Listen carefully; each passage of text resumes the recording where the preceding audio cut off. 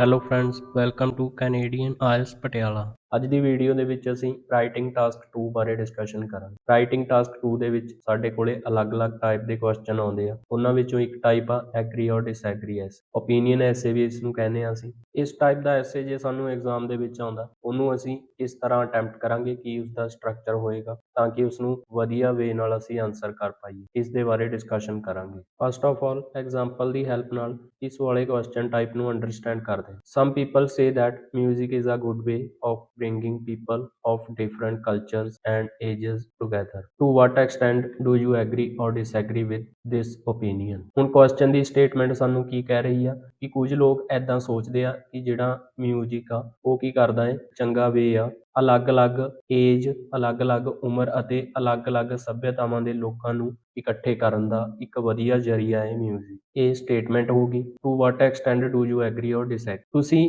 ਇਸ ਨਾਲ ਕਿੱਥੋਂ ਤੱਕ ਸਹਿਮਤ ਹੋ? ਹੁਣ ਇੱਥੇ ਸਾਡਾ ਓਪੀਨੀਅਨ ਪੁੱਛਿਆ ਜਾ ਰਿਹਾ ਹੈ। You can either fully agree or disagree with one side or may partially agree or disagree with both side. ਹੁਣ ਇੱਕ ਸਾਈਡ ਆਪਾਂ ਨੂੰ ਇੱਥੇ ਮੈਂਸ਼ਨ ਕੀਤੀ ਹੋਈ ਆ, ਜਾਂ ਤਾਂ ਅਸੀਂ ਉਸ ਦੇ ਨਾਲ ਫੁੱਲੀ ਐਗਰੀ ਕਰਾਂਗੇ ਜਾਂ ਫਿਰ ਡਿਸਐਗਰੀ ਕਰਾਂਗੇ, ਜਾਂ ਫਿਰ ਕੀ ਕਰ ਸਕਦੇ ਆ, ਪਾਰਸ਼ਲੀ ਐਗਰੀ ਜਾਂ ਡਿਸਐਗਰੀ ਕਰ ਸਕਦੇ। ਕਿ ਮੈਨੂੰ ਨਹੀਂ ਲੱਗਦਾ ਕਿ ਇਹ ਜ਼ਿਆਦਾ ਵਧੀਆ ਵੇ ਆ, ਬਟ ਸੈਕਿੰਡ ਵਾਲੀ ਇਹ ਵਾਲੀ ਟਾਈਪ ਅਸੀਂ ਘੱਟ ਹੀ ਕਰਾਂਗੇ, ਪਾਰਸ਼ਲੀ ਐਗਰੀ ਵਾਲੀ। ਸਾਨੂੰ ਸਿਰਫ ਡਾਇਰੈਕਟਲੀ ਪੁੱਛਿਆ ਹੈ ਕਿ ਕੀ ਤੁਸੀਂ ਐਗਰੀ ਕਰਦੇ ਹੋ ਔਰ ਡਿਸਐਗਰੀ ਕਰਦੇ ਹੋ, ਬਸ ਇੰਨਾ ਹੀ ਪੁੱਛਿਆ ਹੈ। ਸੋ ਅਸੀਂ ਇਸ ਨੂੰ ਜ਼ਿਆਦਾ ਕੰਪਲੀਕੇਟ ਨਹੀਂ ਕਰਾਂਗੇ ਕੁਐਸਚਨ ਨੂੰ। ਇਸ ਨੂੰ ਆਨਸਰ ਕਰਨ ਦੇ ਵਿੱਚ ਫਿਰ ਕੋਈ ਪ੍ਰੋਬਲਮ ਫੇਸ ਨਾ ਹੋਵੇ, ਇਸ ਕਰਕੇ ਅਸੀਂ ਇਸ ਨੂੰ ਸਿਰਫ ਵਨ ਸਾਈਡ ਵਾਲਾ ਹੀ ਰੱਖਾਂਗੇ। ਜੇ ਐਗਰੀ ਕਰਦੇ ਹਾਂ ਤਾਂ ਉਸ ਦੇ ਪੁਆਇੰਟ ਮੈਂਸ਼ਨ ਕਰ ਦਾਂਗੇ, ਜੇ ਡਿਸਐਗਰੀ ਕਰਦੇ ਹਾਂ ਤਾਂ ਉਸ ਦੇ ਪੁਆਇੰਟ ਮੈਂਸ਼ਨ ਕਰ ਦਾਂਗੇ। Give reason for your answer and include any relevant example from your own knowledge or experience। ਪਹਿਲਾਂ ਕੁਐਸਚਨ ਦੀ ਸਟੇਟਮੈਂਟ ਆ ਗਈ, ਫਿਰ ਓਪੀਨੀਅਨ ਪੁੱਛਿਆ। ਇਸ ਟਾਈਪ ਦੇ ਕੁਐਸਚਨ ਦੇ ਵਿੱਚ ਇਹ ਲਾਈਨ ਦੇ ਵਿੱਚ ਓਪੀਨੀਅਨ ਪੁੱਛ ਰਹੇ ਆ ਤੇ ਫਿਰ ਇੰਸਟਰਕਸ਼ਨ ਦਿੱਤੀ ਹੋਈ ਹੈ। Give reason for your answer, ਕਿ ਤੁਸੀਂ ਇਦਾਂ ਕਿਉਂ ਸੋਚਦੇ ਹੋ, ਉਸ ਦੇ ਰੀਜ਼ਨ ਦਿਓ ਤੇ ਰੈਲੇਵੈਂਟ ਐਗਜ਼ਾਮਪਲ ਐਡ ਕਰੋ। Right at least 250 words. Answer ਆ ਸਾਡਾ 250 ਵਰਡਸ ਦਾ ਹੋਣਾ ਚਾਹੀਦਾ, ਘੱਟ ਤੋਂ ਘੱਟ। ਇਸ ਕਰਕੇ ਅਸੀਂ 250 ਵਰਡਸ ਤੋਂ ਜ਼ਿਆਦਾ ਹੀ ਲਿਖਾਂਗੇ ਰਾਈਟਿੰਗ ਟਾਸਕ 2 ਦੇ ਕੁਐਸਚਨ ਨੂੰ ਆਨਸਰ ਕਰਨ ਲਈ। 260 ਔਰ 270 ਵਰਡਸ ਦਾ ਸਾਡਾ ਆਨਸਰ ਹੋਏਗਾ ਰਾਈਟਿੰਗ ਟਾਸਕ 2।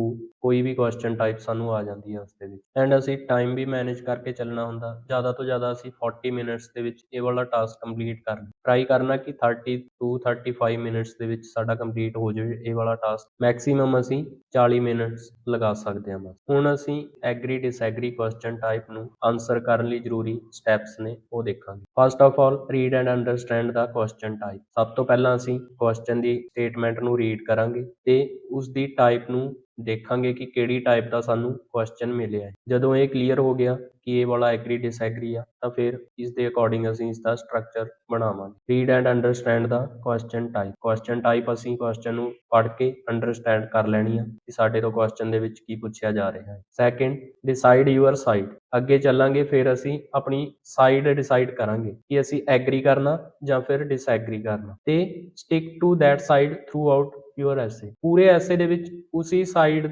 ਦੇ ਨਾਲ ਰਹਿਣਾ ਹੈ। ਇਹ ਨਾ ਹੋਵੇ ਕਿ ਸਟਾਰਟਿੰਗ ਦੇ ਵਿੱਚ ਅਸੀਂ ਐਗਰੀ ਕਰ ਰਹੇ ਹਾਂ ਤੇ ਹਾਫ ਐਸੇ ਹੁੰਦੇ ਹੁੰਦੇ ਅਸੀਂ ਡਿਸਐਗਰੀ ਕਰਨ ਲੱਗ ਗਏ। ਮੀਨਸ ਇੱਕੋ ਸਾਈਡ ਨੂੰ ਚੰਗੇ ਤਰੀਕੇ ਨਾਲ ਅਸੀਂ ਐਕਸਪਲੇਨ ਕਰਨਾ ਹੈ ਬਸ। Next, think about relevant ideas. ਜਦੋਂ ਅਸੀਂ ਸਾਈਡ ਡਿਸਾਈਡ ਕਰ ਲਈ, ਉਸ ਤੋਂ ਬਾਅਦ ਅਸੀਂ ਉਸ ਦੇ ਰਿਲੇਟਿਡ ਆਈਡੀਆਜ਼ ਲੱਭਾਂਗੇ ਜਿਹੜੇ ਸਾਡੇ ਮੇਨ ਪੁਆਇੰਟ ਹੋਣਗੇ। ਐਟਲੀਸਟ 2 ਮੇਨ ਪੁਆਇੰਟ ਚਾਹੀਦੇ ਆ, ਜ਼ਿਆਦਾ ਤੋਂ ਜ਼ਿਆਦਾ ਅਸੀਂ 4 ਕਰ ਸਕਦੇ ਹਾਂ, ਕਿਉਂਕਿ ਇਸ ਕੁਐਸਚਨ ਟਾਈਪ ਦੇ ਵਿੱਚ ਅਸੀਂ 2 ਮੇਨ ਬੋਡੀ ਪੈਰਾਗ੍ਰਾਫਸ ਬਣਾਵਾਂਗੇ ਤੇ ਹਰ ਇੱਕ ਦੇ ਵਿੱਚ ਐਟਲੀਸਟ ਇੱਕ ਐਗਜ਼ਾਮਪਲ ਐਡ ਜ਼ਰੂਰ ਕਰਾਂਗੇ। 2 ਬੋਡੀ ਪੈਰਾਗ੍ਰਾਫ ਬਣਾਉਣ ਲਈ ਸਾਡੇ ਕੋਲੇ ਜਾਂ ਤਾਂ 2 ਮੇਨ ਪੁਆਇੰਟ ਹੋਣੇ ਚਾਹੀਦੇ ਆ ਜਾਂ ਫਿਰ 4 ਰੱਖ ਲਵਾਂਗੇ। ਜੇ 2 ਹੋਣਗੇ ਤਾਂ ਹਰ ਇੱਕ ਮੇਨ ਬੋਡੀ ਪੈਰਾਗ੍ਰਾਫ ਦੇ ਵਿੱਚ ਇੱਕ ਆਈਡੀਆ ਹੈ, ਉਸਨੂੰ ਅਸੀਂ ਪ੍ਰੋਪਰ ਐਕਸਪਲੇਨ ਕਰਾਂਗੇ ਤੇ ਉਹਦੀ ਰੈਲੇਵੈਂਟ ਐਗਜ਼ਾਮਪਲ ਦੇਵਾਂਗੇ, ਤੇ ਦੂਸਰੇ ਬੋਡੀ ਪੈਰਾਗ੍ਰਾਫ ਦੇ ਵਿੱਚ ਦੂਸਰਾ ਆਈਡੀਆ। ਇਸੇ ਤਰ੍ਹਾਂ ਜੇ 4 ਆਈਡੀਆ ਮੈਂਸ਼ਨ ਕਰ ਰਹੇ ਹਾਂ ਅਸੀਂ, ਇਸ ਤਰ੍ਹਾਂ ਅਸੀਂ ਇਸ ਕਰਕੇ ਕਰਾਂਗੇ ਤਾਂ ਕਿ ਅਸੀਂ ਲੈਂਥ ਨੂੰ ਇਨਕਰੀਜ਼ ਕਰ ਸਕੀਏ ਐਸੇ ਦੀ। ਜੇ 4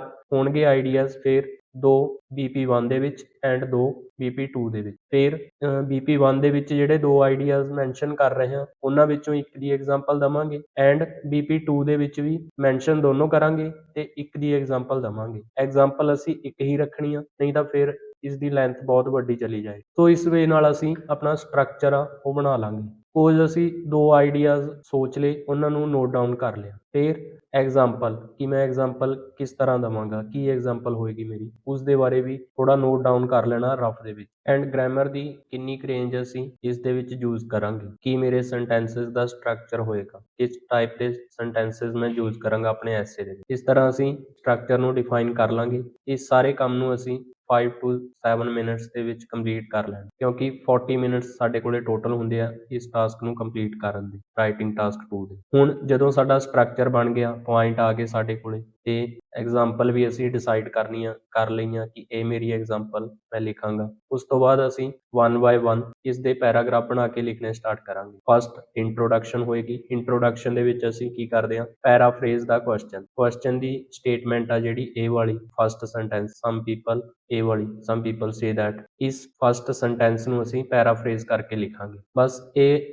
ਚੀਜ਼ ਧਿਆਨ 'ਚ ਰੱਖਣੀ ਆ ਕਿ ਇਸ ਦੇ ਵਿੱਚੋਂ ਜ਼ਿਆਦਾ ਵਰਡ ਅਸੀਂ ਕਾਪੀ ਨਾ ਕਰੀਏ, ਘੱਟ ਤੋਂ ਘੱਟ ਵਰਡ ਉਹਨਾਂ ਨੂੰ ਕਾਪੀ ਕਰਾਂਗੇ ਅਸੀਂ ਆਪਣੀ ਵੋਕੈਬ ਯੂਜ਼ ਕਰਕੇ, ਸੇਮ ਮੀਨਿੰਗ ਵਾਲੇ ਕੋਈ ਹੋਰ ਵਰਡ ਯੂਜ਼ ਕਰਾਂਗੇ ਜਾਂ ਫਿਰ ਸੈਂਟੈਂਸ ਦਾ ਸਟਰਕਚਰ ਚੇਂਜ ਕਰ ਦਾਂਗੇ। ਪੈਰਾਫਰੇਜ਼ ਦਾ ਕੁਐਸਚਨ ਨੂੰ ਪੈਰਾਫਰੇਜ਼ ਕਰ ਲਿਆ, ਪਲੱਸ ਆਪਣਾ ਓਪੀਨੀਅਨ ਦੇਵਾਂਗੇ ਜਿਹੜਾ ਸਾਨੂੰ ਪੁੱਛਿਆ ਹੈ, ਇਹ ਵਾਲੀ ਸੈਕਿੰਡ ਲਾਈਨ ਦੇ ਵਿੱਚ ਜੋ ਪੁੱਛ ਰਹੇ ਹਾਂ ਕਿ ਤੁਹਾਡਾ ਕੀ ਓਪੀਨੀਅਨ ਆ, ਤੁਸੀਂ ਐਗਰੀ ਕਰਦੇ ਹੋ ਜਾਂ ਡਿਸਐਗਰੀ ਕਰਦੇ ਹੋ। ਇਸ ਤਰ੍ਹਾਂ ਇੰਟਰੋਡਕਸ਼ਨ ਦੇ ਵਿੱਚ ਪੈਰਾਫਰੇਜ਼ਿੰਗ ਤੇ ਆਪਣੇ ਓਪੀਨੀਅਨ ਵਾਲੀ ਲਾਈਨ ਅਸੀਂ ਐਡ ਕਰਾਂਗੇ ਕਿ ਮੈਂ ਇਸ ਤਰ੍ਹਾਂ ਸੋਚਦਾ। ਇਸ ਤੋਂ ਇਲਾਵਾ ਅਸੀਂ ਹੋਰ ਕੀ ਕਰ ਸਕਦੇ ਹਾਂ, ਜੇ ਇੰਟਰੋਡਕਸ਼ਨ ਨੂੰ ਹੋਰ ਵਧੀਆ ਬਣਾਉਣਾ, you can also mention your points. ਜਿਹੜੇ ਅਸੀਂ ਪੁਆਇੰਟ ਇੱਥੇ ਨੋਟ ਡਾਊਨ ਕਰਕੇ ਲਿਖਿਆ ਰਫ ਦੇ ਵਿੱਚ, ਚਾਹੇ ਅਸੀਂ 2 ਲਿਖਣੇ ਆ ਚਾਹੇ 4 ਲਿਖਣੇ ਆ, ਉਹਨਾਂ ਨੂੰ ਅਸੀਂ ਆਪਣੇ ਇੰਟਰੋਡਕਸ਼ਨ ਦੇ ਵਿੱਚ ਮੈਂਸ਼ਨ ਕਰ ਸਕਦੇ ਹਾਂ। ਜੇ ਨਹੀਂ ਕਰ ਸਕਦੇ ਤਾਂ ਕੋਈ ਇਸ਼ੂ ਨਹੀਂ, ਬਟ ਓਪੀਨੀਅਨ ਜ਼ਰੂਰ ਹੋਣਾ ਚਾਹੀਦਾ। ਇੰਟਰੋਡਕਸ਼ਨ ਦੇ ਵਿੱਚ ਤੁਹਾਡਾ ਓਪੀਨੀਅਨ ਜ਼ਰੂਰ ਨੋਟ ਡਾਊਨ ਕਰੋ। ਜੇ ਕਰ ਸਕਦੇ ਹੋ ਤਾਂ ਫਿਰ ਨਾਲ ਆਪਣੇ ਪੁਆਇੰਟ ਵੀ ਮੈਂਸ਼ਨ ਕਰ। ਫਿਰ ਇਸ ਤੋਂ ਬਾਅਦ